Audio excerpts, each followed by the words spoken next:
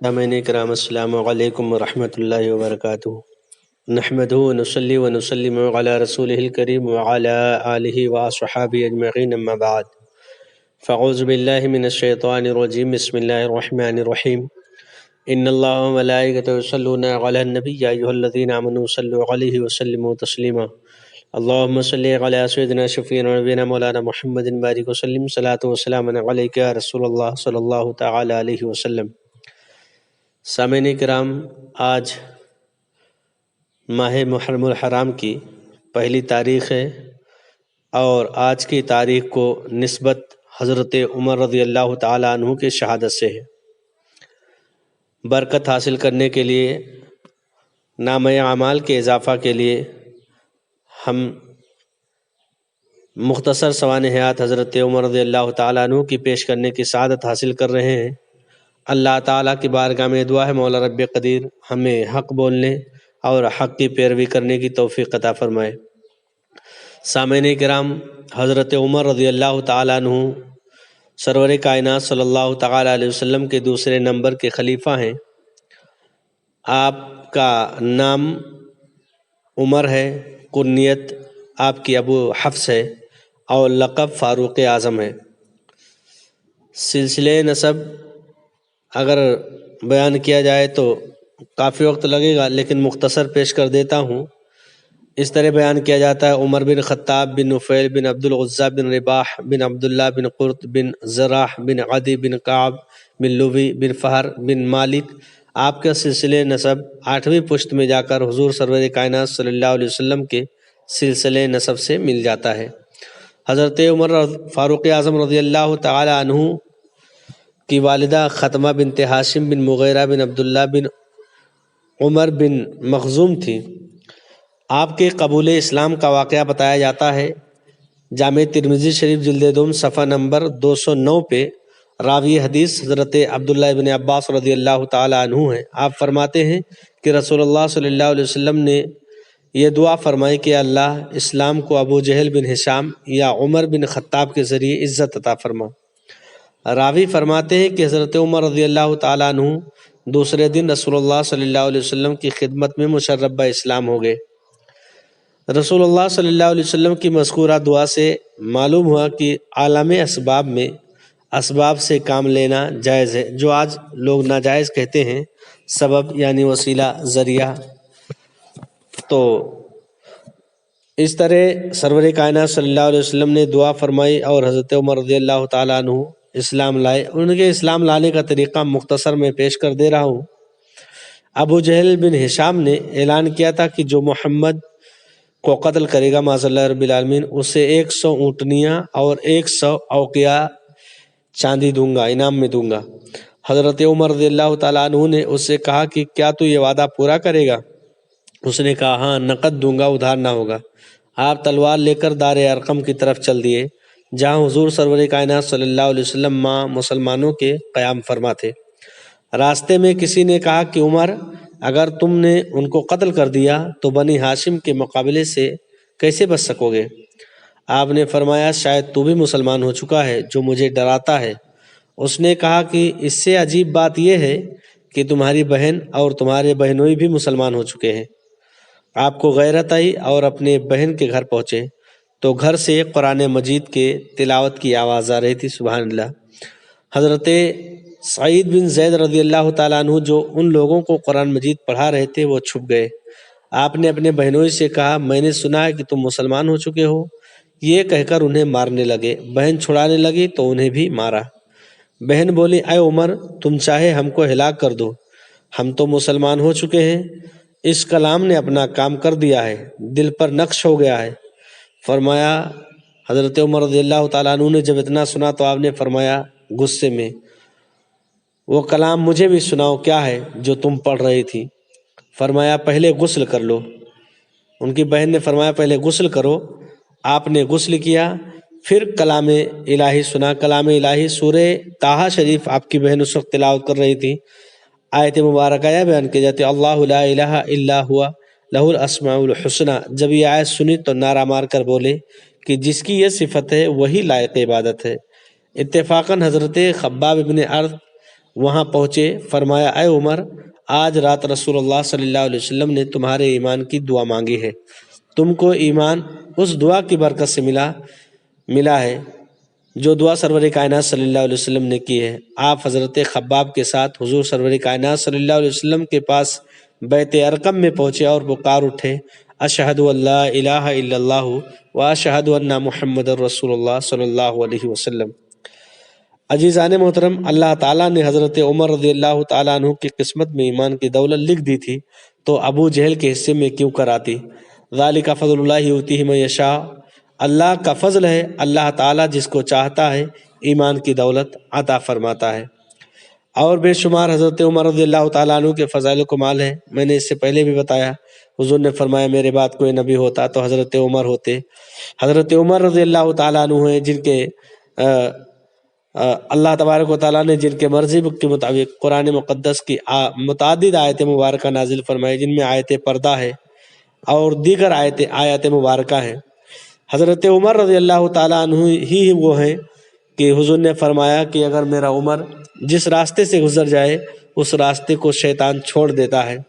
حضرت عمر رضی اللہ تعالیٰ عنہ ہی وہ شخصیت ہے جب آپ حضور رسول صلی اللہ علیہ وسلم میں گئے، سرکار صلی اللہ علیہ وسلم کے گھر میں گئے تو اس وقت ازواج مطہرات بلند آواز سے بات کر رہی تھی، لیکن جب حضرت عمر رضی اللہ تعالیٰ عنہ پہنچے تو ساری عورتیں چپ گئیں۔ وجہ دریافت کی گئی تو عورتوں نے کہا کہ عمر تم سب سے رسول اللہ صلی اللہ علیہ وسلم کے بنسبت زیادہ سخت ہو، اس لیے ہم لوگ تم سے ڈرتے ہیں۔ اللہ اکبر۔ حضرت عمر رضی اللہ تعالیٰ عنہ کی عظمت و شان بہت بلند و بالا ہے۔ آپ کی مختصر منصب امامت ہم ذکر کر دیتے ہیں۔ 7 جمادی الاخر 13 ہجری کو شدت سردی کے ایام میں امام اول جانشین رسول خلیفہ بلا فصل حضرت ابوبکر صدیق رضی اللہ تعالیٰ عنہ نے غسل کیا، جس کے بعد آپ کو بخار ہو گیا جو وفات تک مسلسل رہا۔ جب ضعف و نقاہت کی وجہ سے جماعت کے لیے تشریف لے جانا آپ کے بس سے باہر ہو گیا تو آپ نے حضرت سیدنا عمر رضی اللہ تعالیٰ عنہ کو نماز پڑھانے کا حکم دے کر امت مسلمہ کی امامت و قیادت کے لیے عملاً جانشین مقرر کر دیا، جس طرح نبی کریم صلی اللہ علیہ وسلم نے اس سے پہلے آپ کو اس منصب جلیل پر متعین فرمایا تھا۔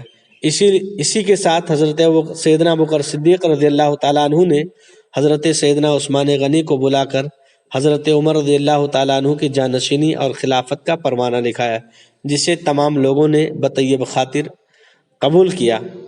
پروانہ خلافت کیا تھا؟ ھذا ما عہد ابو بکر ابن قحافہ الی المسلمین اما بعد فانی قد استخلفتم علیکم عمر بن خطاب ولم لکم خیرا۔ حضرت ابوبکر صدیق رضی اللہ تعالیٰ عنہ بن قحافہ نے مسلمانوں سے جو وعدہ کیا تھا وہ یہی ہے کہ میں نے تمہارے اوپر حضرت عمر بن خطاب رضی اللہ تعالیٰ عنہ کو خلیفہ مقرر کر دیا ہے اور میں نے اس معاملے میں تمہارے لیے بھلائی میں کوتاہی نہیں رکھی ہے، کوئی کوتاہی نہیں کی ہے۔ 22-23 جمادی الاخر 13 ہجری کی درمیانی شب بعد نماز مغرب حضرت سیدنا ابوبکر صدیق رضی اللہ تعالیٰ عنہ کی وفات حسرت آیات ہوئی، جس کے بعد عہد نبوی صلی اللہ علیہ وسلم کے با اعتماد وزیر اور خلافت صدیقی کے مخلص مشیر جناب عمر فاروق اعظم رضی اللہ تعالیٰ عنہ امام دوم خلیفۃ المسلمین کے عہدے جلیلہ پر فائز ہوئے۔ اس طرح آپ کو منصب خلافت حضرت ابوبکر صدیق رضی اللہ تعالیٰ عنہ نے عطا فرمائی۔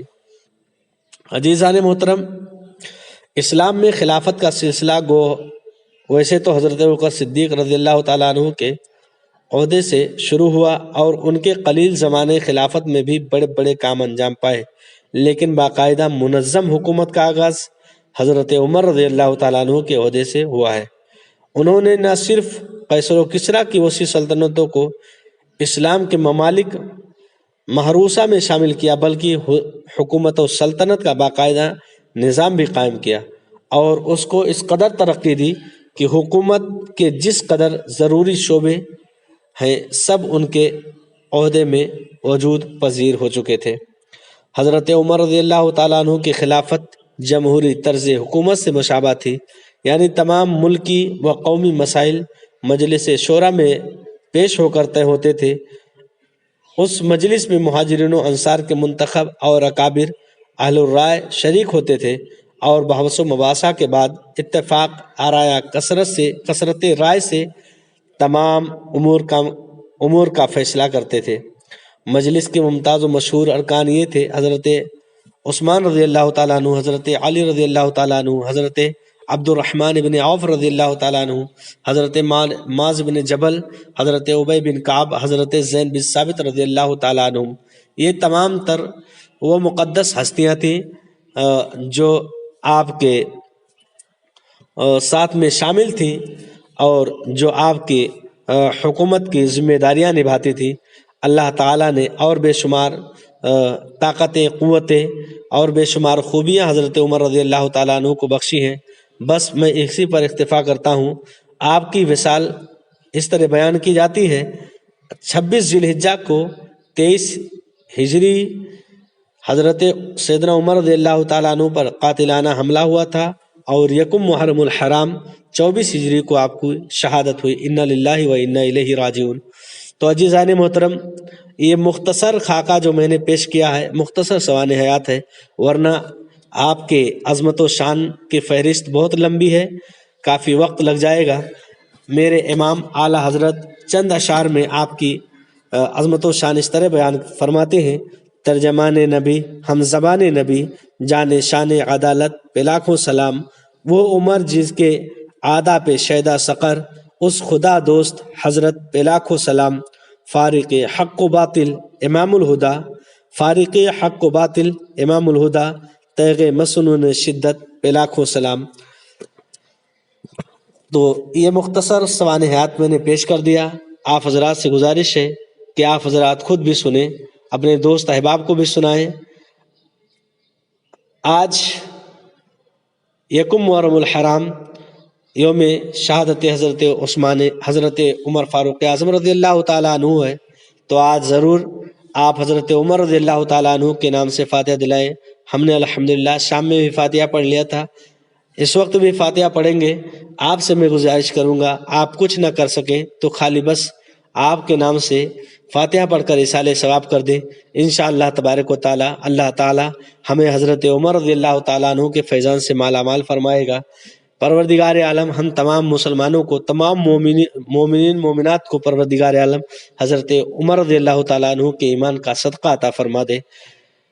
ہمارے اس چینل فیضان حسنین کریمین کو سبسکرائب کریں، زیادہ سے زیادہ شیئر کریں، کوئی غلطی ہو تو اصلاح فرمائیں۔ دعاؤں میں یاد رکھیں۔ السلام علیکم ورحمۃ اللہ وبرکاتہ۔